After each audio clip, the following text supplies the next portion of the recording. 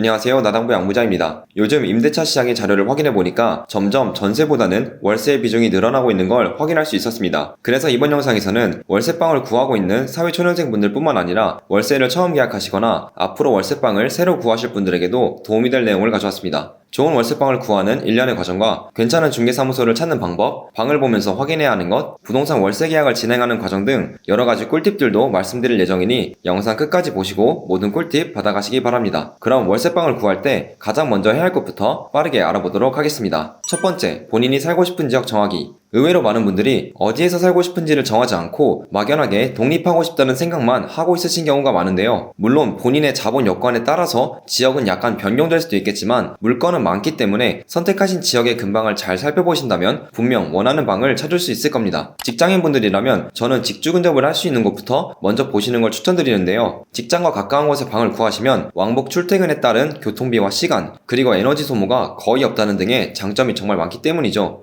물론 개개인마다 가장 우선시하는 부분이 다르기 때문에 여러분이 최우선으로 생각하는 요건에 따라 지역과 금액을 판단해 보시기 바랍니다. 두 번째, 온라인으로 원하는 방 찾기. 구하고자 하는 방의 지역을 정하셨다면 이제 온라인으로 그 지역에 어떤 방이 있는지 찾아볼 차례입니다. 방을 구하는 플랫폼으로 직방이나 다방, 피터팬의 좋은 방 구하기 같은 사이트도 있지만 저는 이번에 네이버 부동산을 이용해서 방을 구하는 방법을 말씀드리겠습니다. 사회초년생이 평촌역 근처에 있는 방을 알아본다고 가정해 볼게요. 가장 먼저 네이버 부동산의 평촌역을 검색하고 원룸, 투룸 항목을 선택합니다. 그럼 이런 화면을 보게 되실 텐데요. 필요하시다면 보증금 한도를 정하시거나 오피스텔만 확인할 수도 있습니다. 파란색 안에 있는 숫자는 현재 그 근방에 나와 있는 매물의 수를 뜻합니다. 하나를 눌러 선택해 보시면 왼쪽에 물건들이 순서대로 나올 텐데요. 물건의 정확한 주소는 나오지 않기 때문에 대략적인 위치를 파악하시고 교통, 음식점, 공원, 대형마트 등 여러분의 라이프 스타일에 맞는 근방의 물건부터 확인해 보시기 바랍니다. 참고로 물건을 보시면 면적이 두 개가 나와 있는데요. 오른쪽에 나와 있는 면적이 여러분이 실제로 사용하시는 전용 면적이라고 보시면 되고요. 왼쪽에 나와 있는 면적은 전용 면적과 더불어 복도나 계단 등의 면적도 포함된 공용 면적이라고 생각하시면 됩니다. 물건을 찾으시다 보면 대부분은 주택이나 오피스텔에 해당하겠지만 가끔 상가처럼 근린생활 시설 안에 있는 원룸을 발견할 수도 있는데요. 원래 목적과 다르게 주거용으로 원룸을 개조해서 만든 것이기 때문에 전기료나 가스비 등이 더 비싸게 측정되며 관리비 또한 더 많이 내야 합니다. 뿐만 아니라 근린생활시설 물건의 경우는 중개 수수료가 주택가 주거용 오피스텔에 비해서 2배 이상 차이가 나기도 하기 때문에 이런 방은 최대한 피하시는 걸 권장드립니다. 세 번째, 전입신고가 되는 곳인지 확인하기. 특히 오피스텔을 보러 다니실 때 전입신고를 해주지 않는 곳이 많다는 걸 알게 되실 텐데요. 오피스텔은 기본적으로 업무시설에 해당하기 때문에 주택수에 포함되지 않습니다. 하지만 오피스텔 세입자에게 전입신고를 해줄 경우 그 오피스텔은 주택수에 포함이 됩니다. 그래서 주택수와 관련된 세금적인 부분 때문에 일부러 전입신고를 안 해주는 분들이 많습니다. 여러분이 독립을 하기 위해서 월세방을 구하셨는데 만약 전입신고가 안 되는 물건이라면 어떻게 될까요? 이런 방은 혹시나 만약에 문제가 생기더라도 권리를 인정받을 수 없고 최악의 경우 보증금을 날릴 수도 있습니다. 게다가 세대분리 또한 인정되지 않는데요. 세대분리의 중요성은 무주택자가 지금 당장 해야 하는 일 영상에서도 자세히 말씀드렸으니 위 영상을 보시는 것도 큰 도움이 될 겁니다. 전입신고 가능 여부를 확인하는 방법은 해당 물건 설명에 나오는 경우도 있고요. 만약 표시가 되어 있지 않을 경우 물건 하단에 나와 있는 중개사무소에 전화를 해서 전입신고 가능 여부를 여쭤보시면 됩니다.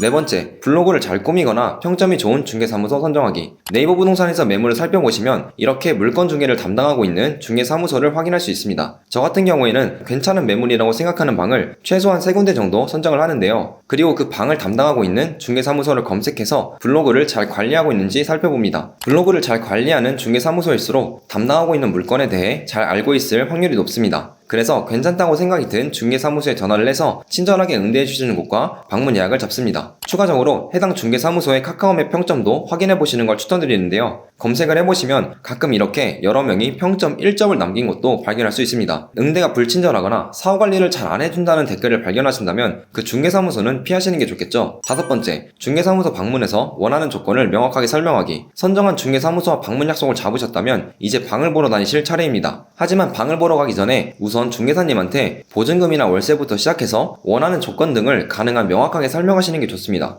집에 벌레가 없으면 좋겠다, 집이 깨끗하고 넓었으면 좋겠다와 같이 너무나도 뻔한 내용이 아니라 예를 들면 전용 면적이 최소한 6평 이상이어야 한다. 벽지가 하얀색이어야 한다. 층간소음 때문에 꼭대기층을 선호한다. 보증금 1000만원에 월세는 50만원 이하여야 한다. 방에 주방이 없고 작더라도 공간이 분리되어 있으면 좋겠다 등 원하는 사항을 구체적으로 설명하신다면 사전에 불필요한 집을 방문하지 않고 마음에 드는 집을 구할 확률이 더 높아집니다. 저 같은 경우에는 살기도 하면서 경매 모임에 손님들을 초대했기 때문에 전용 면적이 10평 정도이며 전입신고가 가능하고 보증금 1000만원에 월세 60만원 정도, 그리고 내부가 화이트톤인 10층 이상의 고층을 찾고 있다고 말씀드렸습니다. 구체적으로 알려드린 덕분에 현재 살고 있는 집도 구할 수 있었고요. 또한 방을 보러 가시기 전에 중개사님한테 그 방의 기본 관리비는 얼마인지, 수도세나 난방비, 전기세 같은 공과금이 얼마인지도 미리 여쭤보시는 게 좋습니다. 추가적으로 애완동물을 기르시는 분들이라면 이렇게 애완동물을 키우지 못하게 하는 집도 있으니 애완동물을 기를 수 있는지 여부를 미리 여쭤보시기 바랍니다. 6번째, 체크리스트 및 사진과 영상 찍기. 그럼 이제 방을 보러 다닐 때는 어떻게 하는지 살펴보겠습니다. 아무래도 중개사무소는 계약을 성사시켜야만 수수료를 받을 수 있기 때문에 웬만하면 보여주는 집이 다 좋다라고 얘기할 수도 있습니다. 그렇기 때문에 중개사무소에서 좋다고 하는 물건을 100% 믿으시면 안 됩니다. 중개를 해주시는 분의 도움을 받되 여러 개의 방을 꼭 확인해 보시고 최종적으로는 여러분이 판단을 하셔서 본인에게 맞는 좋은 집을 결정하셔야 하는데요. 집을 보러 다닐 때 도움이 될 수 있는 방법으로 본인만의 체크리스트를 만들어 가시는 걸 추천드립니다. 물론 본인이 원하는 조건을 다 기억할 수 있는 분들이라면 상관없겠지만 집을 여러 군데 보러 다니시다 보면 정신이 없고 어떤 방을 받는지도 헷갈리는 경우가 많기 때문인데요. 그래서 여러분이 포기할 수 없는 조건들을 적어 놓으시고 방을 확인할 때마다 체크리스트에 체크를 해 놓으신다면 나중에 확인할 때 어떤 방이 본인에게 맞는 방이었는지 금방 수월하게 파악할 수 있을 겁니다. 더불어 방을 돌아보실 때마다 사진과 영상을 남기시는 것도 필요한데요. 가끔 여러 개의 방을 확인하고 돌아와 보면 내가 괜찮게 생각했던 방이 몇 번째 방이었는지 헷갈릴 때가 있기 때문에 사진과 영상을 남기시고 짧게나마 메모장에 방문하신 방의 특징을 적어 놓으신다면 나중에 확인했을 때도 어떠한 물건이 괜찮은 물건이었는지 바로 생각이 날 수 있겠죠. 추가적으로 집을 보러 갔을 때 살고 있는 세입자분을 만나게 된다면 왜 이사를 가시는지 간단한 이유나 층간소음 혹은 살면서 불편한 점이 있었는지 등 살짝 물어보는 것도 좋습니다. 여기서 하나 더 말씀드리고 싶은 건 방을 보고 나와서 그날 바로 계약을 진행시키려고 하는 중개사무소가 많은데요. 마음에 드는 방을 발견했다고 생각해서 덜컥 바로 계약하지 마시고 하루 이틀 생각할 시간이 필요하다고 말씀드려보세요. 그리고 나서 아직 그 지역에 대해 잘 모르신다면 보러 갔던 방의 주변을 둘러보시는 걸 권장드립니다. 지하철역이나 버스 정류장은 어디에 있는지, 음식점이나 카페 같은 상권은 잘 형성되어 있는지, 근처에 대형마트나 편의시설 등 인프라는 잘 갖춰져 있는지 확인해보시고 결정하신다면 분명 더 좋은 방을 선택할 수 있을 거라 생각합니다. 7번째, 부동산 월세 계약 진행하기. 여러분이 원하는 집을 찾으셨다면 이제 부동산 월세 계약을 해야 하는데요. 부동산 계약은 중개사무소에 가서 진행을 합니다. 계약이 진행되는 과정을 말씀드리자면 먼저 가계약이라는 걸 하실 텐데요. 가계약이란 부동산 정식 계약을 체결하기 전에 예비적으로 치르는 계약이라고 보시면 됩니다. 그럼 가계약을 하는 이유가 무엇일까요? 만약 여러분이 원하는 집을 발견해서 꼭 살고 싶은데 자금이 조금 모자라서 그 집을 놓치게 된다면 굉장히 아쉬울 수 있겠죠. 그래서 계약금의 일부를 미리 집주인분께 보내드리면서 지위를 선점해 놓기 위해 가계약을 진행하는 것입니다. 가계약금은 보통 보증금의 10% 정도이며 보증금이 1000만원일 경우 100만원을 가계약금으로 넣으시겠죠. 하지만 가계약을 할 때 주의하실 점이 있는데요. 여러분의 마음이 바뀌어서 계약을 파기하고 싶어도 가계약금을 돌려받을 수 없다는 것입니다. 그래서 가계약을 진행하실 때부터 신중하게 생각하시고 가계약금을 입금하시길 권장드립니다. 가계약을 다 마치셨다면 입주하게 되는 날 나머지 잔금을 치르시고 중개 수수료도 내실 텐데요. 잔금을 내시기 전에 중개사님과 집주인과 같이 방 상태를 살펴보게 될 겁니다. 이때 바닥이나 천장 등 방 상태를 사진이나 영상으로 찍어 두시면서 문제가 있는 부분들은 바로 이야기를 하시는 게 좋습니다. 그러면 즉각적으로 해결해 주시기도 하고요. 혹시나 나중에 문제가 생기는 부분이 있더라도 같이 확인을 했던 부분이라면 오해를 사지 않고 불필요한 갈등을 피할 수도 있겠죠. 같이 방을 살펴보셨다면 다시 중개사무실로 오셔서 월세 계약을 체결하고 나머지 잔금을 납부하실 텐데요. 월세를 선납으로 낸다면 입주하는 날부터 첫 달의 월세도 내게 됩니다. 중개 수수료 요율은 매매인지 전월세인지 따라 다를 수 있으며 지역과 금액별로도 약간의 차이는 있을 수 있습니다. 중개 수수료 요율은 화면에 나와 있는 것처럼 주택, 오피스텔, 주택, 오피스텔 외 세 가지로 분류해서 확인해 볼 수 있는데요. 거래 금액을 계산하는 방법은 전세일 경우 전세금이, 월세일 경우 보증금과 월세의 100배를 더한 값이 거래 금액이 됩니다. 예를 들어서 보증금 1000만원에 월세가 65만원인 원룸을 계약했다고 가정해볼게요. 그렇다면 이 원룸의 거래 금액은 보증금 1000만원에 월세 65만원의 100배인 6500만원을 더한 값인 7500만원이 됩니다. 만약 원룸이 주택이나 오피스텔에 해당하는 경우 0.4%의 요율이 적용되어 7500만원에 0.4%를 곱한 30만원이 중개수수료가 됩니다. 추가적으로 해당 중개사무소가 일반과세자인지 간이과세자인지 확인해보셔야 하는데요. 일반과세자는 10%의 부가세를 받는 곳이고 간이과세자는 4%의 부가세만 받도록 되어 있습니다. 있습니다. 만약 보증금 1000만원에 월세가 65만원인 오피스텔을 계약한다고 했을 때 거래 금액은 7,500만원으로 중개보수는 30만원이 되겠죠. 그럼 계약을 진행하는 중개사무소가 일반 과세자일 경우에는 33만원, 간이 과세자일 경우에는 31만 2천원을 요구할 겁니다. 그런데 간혹가다 간이 과세자인데도 불구하고 10%의 부가세를 청구하는 것도 있다고 하니 사무실에서 수수료를 지불하시기 전에 사업자 등록증을 확인하셔서 일반 과세자인지 간이 과세자인지를 살펴보시길 권장드립니다. 중개 수수료를 지불하셨다면 현금 영수증 발급을 요구하셔야 하는데요. 현금 영수증이 필요한 이유는 부동산 중개 수수료도 소득공제 항목에 포함되기 때문입니다. 중개사무소가 어떤 형태의 사업자든지 간에 중개사무소의 현금 영수증 발행은 의무이기 때문에 꼭 말씀드려서 발급받으시길 바랍니다. 가끔 중개 수수료를 지불했는데도 현금 영수증을 발급해주지 않는 사무소가 있다고 하는데요. 그건 엄연한 불법이니 당당하게 발급을 요구하시면 됩니다. 만약에 깜빡해서 현금 영수증을 발급받지 못하셨다면 중개 수수료를 지불한 날부터 5년까지 신고가 가능하다고 하니 참고하시기 바랍니다. 8번째, 전입신고 및 확정일자 받기. 계약을 마치셨다면 이제 마지막으로 해야 할 일이 있으신데요. 그건 바로 계약을 마치고 입주하는 당일에 전입신고와 확정일자를 받는 것입니다. 전입신고와 확정일자를 받아야 하는 이유는 여러분의 권리와 보증금을 지키기 위해서인데요. 만약 집주인분이 여러분과 계약을 한 집을 담보로 대출을 받으신다면 정말 최악의 경우에 보증금을 돌려받지 못하는 경우도 발생하기 때문에 그런 걸 방지하기 위해서 최대한 빠르게 전입신고와 확정일자를 받아내는 게 좋습니다. 잔금을 내고 이사까지 해서 피곤하고 정신없을 수도 있겠지만 이렇게까지 하셔야 여러분의 보증금을 안전하게 보장받을 수 있게 되니 꼭 유의하시기 바랍니다. 전입신고와 확정일자를 받는 방법은 부동산 월세 계약서와 신분증을 가지고 해당 부동산 소재지에 있는 주민센터를 방문하시면 됩니다. 어디로 가야 하는지 잘 모르시겠다면 계약을 진행했던 중개사무소 직원분께 여쭤보시고 방문하시길 바랍니다. 오늘 영상에서 말씀드린 걸 다시 정리해보자면 첫 번째, 본인이 살고 싶은 지역 정하기. 두 번째, 온라인으로 원하는 방 찾기. 세 번째, 전입신고가 되는 곳인지 확인하기. 네 번째, 블로그를 잘 꾸미거나 평점이 좋은 중개사무소 선정하기. 다섯 번째, 중개사무소 방문해서 원하는 조건을 명확하게 설명하기. 여섯 번째, 체크리스트 및 사진과 영상 찍기. 일곱 번째, 부동산 월세 계약 진행하기. 여덟 번째, 전입신고 및 확정일자 받기. 이렇게 8가지입니다. 많은 분들이 부동산 거래에 입문하는 순간은 첫 자취를 하기 위한 방을 구하면서 시작된다고 생각합니다. 이 영상이 월세방을 찾고 계신 여러분의 시간과 비용 그리고 에너지를 절약할 수 있는데 도움이 됐길 바랍니다.